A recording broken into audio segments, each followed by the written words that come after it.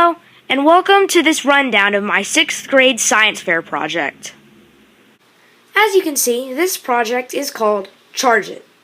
So, the big question here is, how do various weather conditions affect the productivity of a solar panel? The project was going to be our own prototype solar panel with a breadboard circuit board. However, it didn't gain enough power, so we had to get a store-bought one. After we got a store-bought one, it was able to gain enough power at a time to be able to be measured on an electrical device. For our research, some things were identified that could decrease the solar panel output. We were also able to calculate how we would measure our daily watt hour when we measured it for multiple days. We didn't really need this, however, it was useful to put in our research. And surprisingly, electrical devices actually work in cooler climate. Not super cold climate, but cool climate. So, after looking at our research, to answer the big question, I hypothesized that the day that would get the most energy would be when it was sunny and a little cool outside.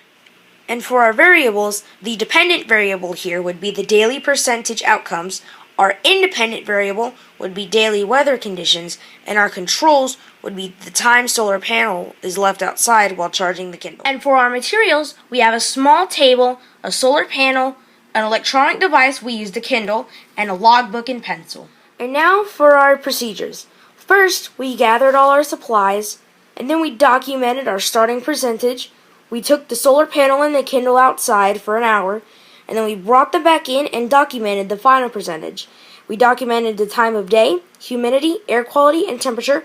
We repeated for 10 days, and then we figured out which day gained the most percentage and why.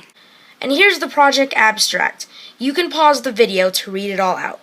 Now this is our chart, where we documented all our results from every single day. So, then I have my results in conclusion, and for my results, I figured out that the very first day that was actually surprisingly the hottest gained the most percentage with 11% charge in 1 hour.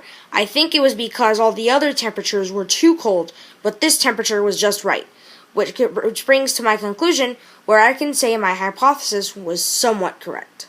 Here's a graph that showed how much what condition affected the solar panel and its output. And here are my sources to show where I got what information. And here is the entire board, including some pictures of our Kindle and solar panel.